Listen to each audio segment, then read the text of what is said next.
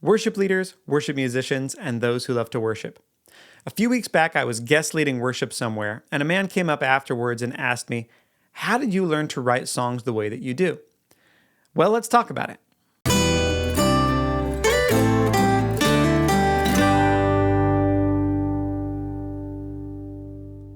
Welcome to Blueprint Sounds. My name is Nathan Smith. Thanks for joining me. Today we're going to be talking about the songwriting process, which is sort of a life process. But before we get there, I want to give you something. If you go to my website, blueprintsounds.com, you can get access to my free training bundle called Worship Booster Pack. There are PDF manuals and workshops on everything from songwriting, how to arrange your band, and even cheat codes for live sound.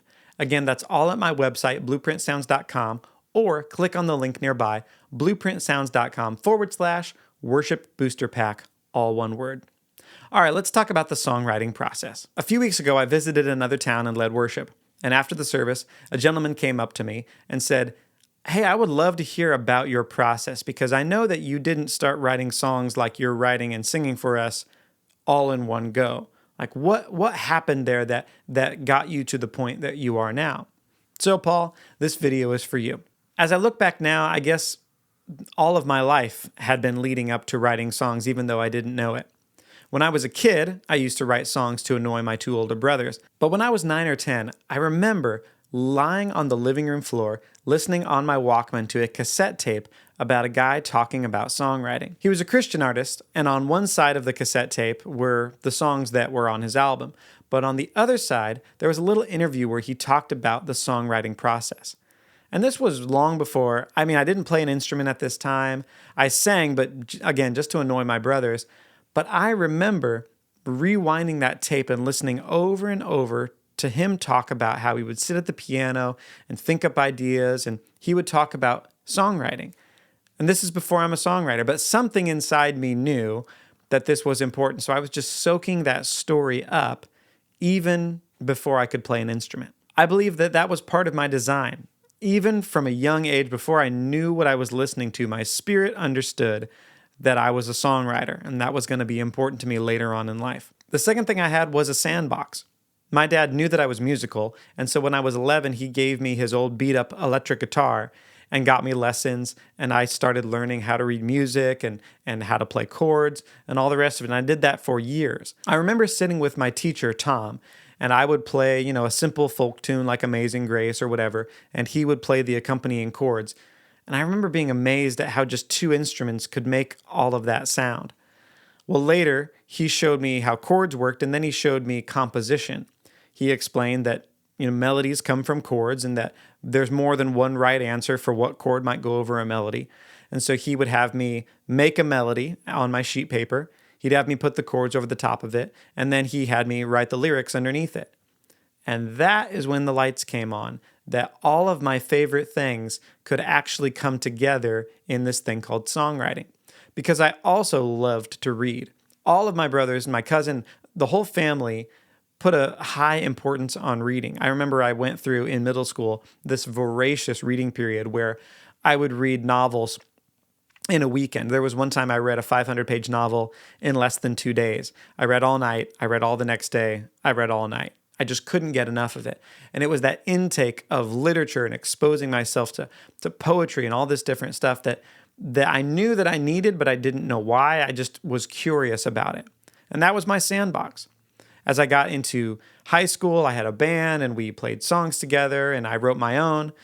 Looking back on it now, they weren't very good. I don't know how anybody who wasn't in my head would have known what that song was about. But again, I was just playing around and having fun, enjoying music. I enjoyed playing, I enjoyed singing, I enjoyed songwriting. The next step in my process was college, and that was my bulldozer phase. And my bulldozer was my older brother. So I was at Bible college the same year. I was a freshman. My brother Brandon was a senior. And there was one particular class that he helped me out with, and that was my freshman writing class. We had a professor, Miss Lee, who was an amazing woman, so professional, so classy, so intimidating, especially if you didn't know what you were doing writing, because she was so good. She always addressed everyone by their last name. She just had this air of, you are going to be proper and you are going to do a good job in my class because I expect it of you. And she knew the students that could write. And so she expected more out of those students. And she expected me, because my older brother had written well in her class, she expected he probably knows what he's doing, so I'm going to expect it of him. Well, anyway, what would happen was I would bring my draft to my brother Brandon, and because I was procrastinating, I would do this the night before, and he would eviscerate my work. And he did it pretty simply. He would just read it to me. He would look at me with that look that only your older brother can give you, and he would say, "Is that really what you want to say?" And it would just melt me. I would throw my papers. I was so mad at him in that moment because he knew that I was bluffing, or that I wasn't doing my best, or that I hadn't even actually formed my thoughts well enough to be able to say what I really wanted to say. So he would go through it and line by line. Yep, nope, that's not really it. Nope, that's not it. I remember on one night, I wound up midnight the day before, well, the morning of the paper being due, and I'm just looking at this cursor on my MacBook on an empty page. I had thrown the entire thing out. For most of that year, I had to write 2 papers for every 1 paper that I had turned in.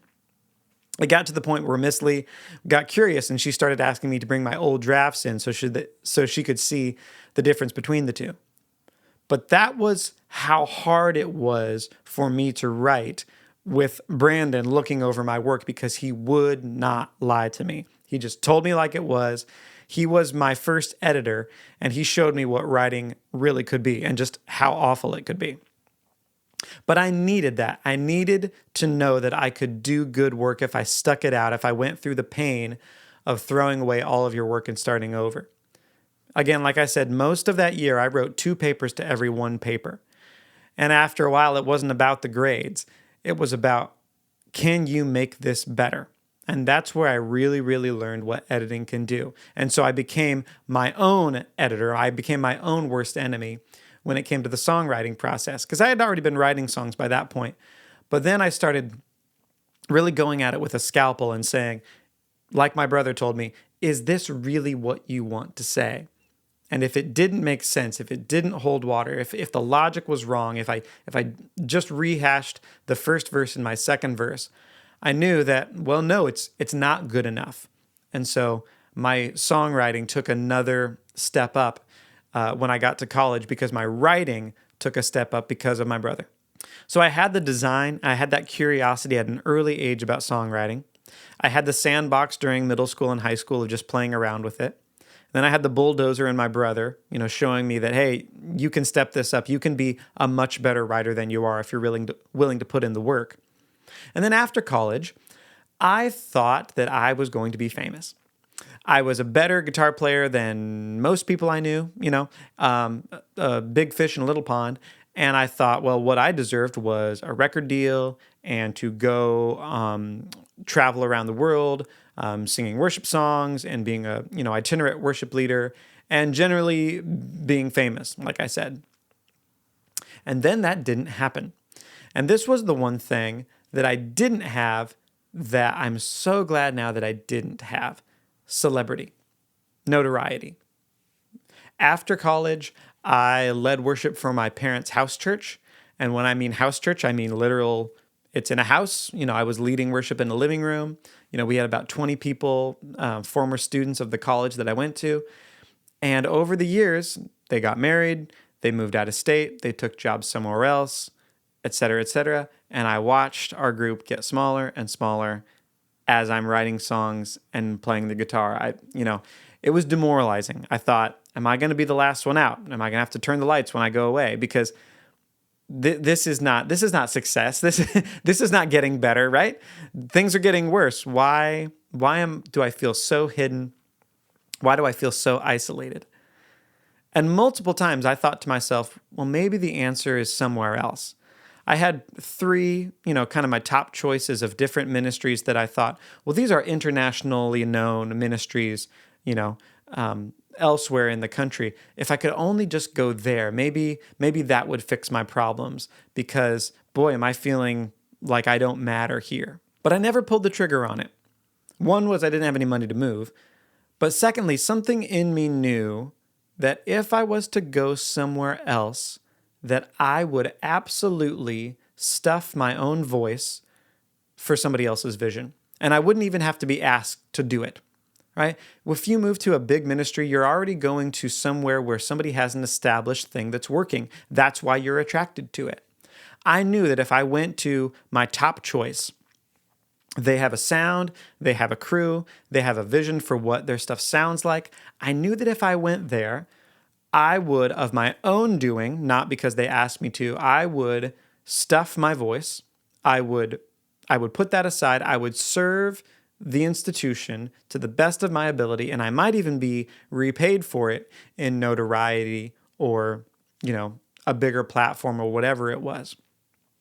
I knew that I would do that. And so I didn't, because I knew enough to know that that's not what God had for me. And I prayed about it, and I never, ever got the green light from God to actually go move somewhere else and be a big deal somewhere else. It never happened for me. And I'm so glad now that that didn't happen, because it allowed me the time in isolation to develop my own voice based upon the music that I liked, how I wanted to write, what God was showing me, how God was growing me, even though I was kicking against the bricks and really, really unhappy about it, and I felt sorry for myself for years. God was building that in me, and the way that he wanted to do it was to not have me go be famous somewhere. He wanted me to put down roots. Well, you can't see roots, and I had no external markings that anything that I was doing was working, right? None of the things that were in my dream of like, oh yeah, I'll have my own record deal and I'll be famous and I'll travel the world. None of that was happening. God was just saying, well, why don't you put down some roots? Why don't you, keep doing what you're doing, but maybe have a better attitude and maybe have some more thankfulness and gratitude and joy in your life, but keep putting down those roots. Do the stuff that nobody sees. Oh, that went on it seemed like forever. And there were times where I thought that I could just wait out God. Turns out that he's much more patient than I am. And I cracked eventually. But those roots, now I am so, so thankful for, because God knew that I would need them. But the last thing that he developed in me was legitimacy. And this was the missing piece. Because I had thought that I would be legitimate when I am famous, when I am successful, when I'm making a lot of money, when everybody knows my name, then I'll be legitimate. And God said, what if you didn't have any of that? Would you still be legitimate? If you didn't have any of those hallmarks of success, would you be able to get your legitimacy from being my son and not from being well-known and well-liked? And that was a hard one, and that took a long, long time to learn. But what I had to learn is that God liked me the way that he made me. All of the design and the sandbox and all of that process that I had gone through, well, that was part of God's plan. It wasn't part of his plan. That dream that I had, that college dream of being famous, that wasn't part of his plan.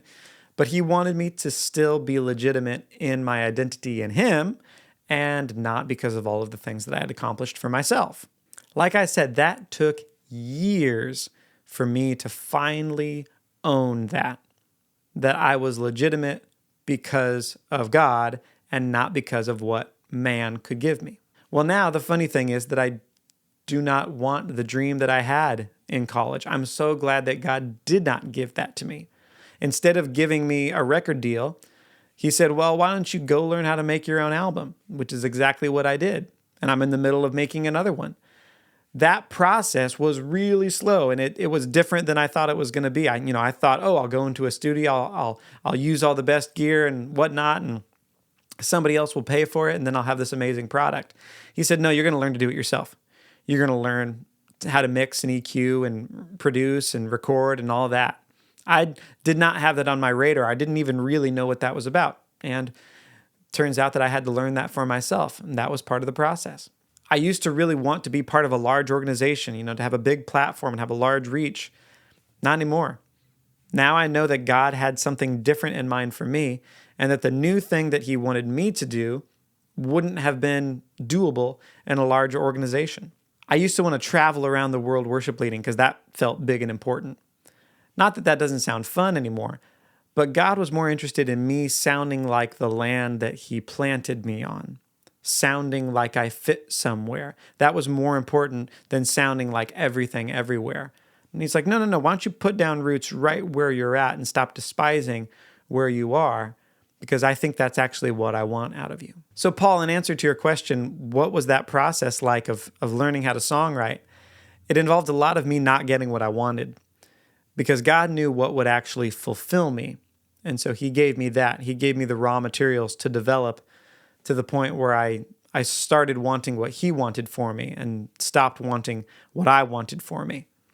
And now I wouldn't trade it for the world. I know now that I wouldn't have the writing voice that I have if I had gone to a big church, if I had been part of a big ministry. It wouldn't have happened.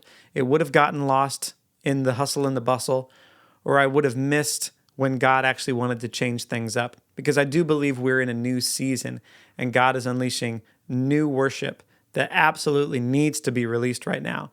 And it's probably not going to come from the large organizations that we all know the name of. It doesn't mean that there's anything wrong with those churches. It just means that what God had for me wasn't going to be there. I believe that God has people like this all over the country and all over the world, and God is going to play that card eventually. So if you are one of those worship leaders who has felt alone for a long time, like you've been slogging it out and you're not enjoying any of the markers of success, you might be exactly where God wants you. Look at the resources that you have. Look what's around you right now. What can you do with your hands? And do that, rather than wishing that you were at the big name spot. Because guess what? The big name spot isn't where your destiny is. It wasn't for me. You're going to have to get your legitimacy straight from God and not from what other people say or think about you. Because if you allow that to change you, it's going to change the way you write. And that means that you're not writing what God really wants you to write. You're not really fulfilling your destiny. Fulfill your destiny. Do not chase. Don't chase notoriety. Don't chase a bigger platform. Don't chase more money. I can guarantee you that you will be happier. You will be more fulfilled if you find your fit. Hey, I hope that video helps you. I hope you're encouraged. And if you need help with your songwriting or live sound or arranging your band, go to blueprintsounds.com/worship booster pack. All right. Until next week, God bless and goodbye.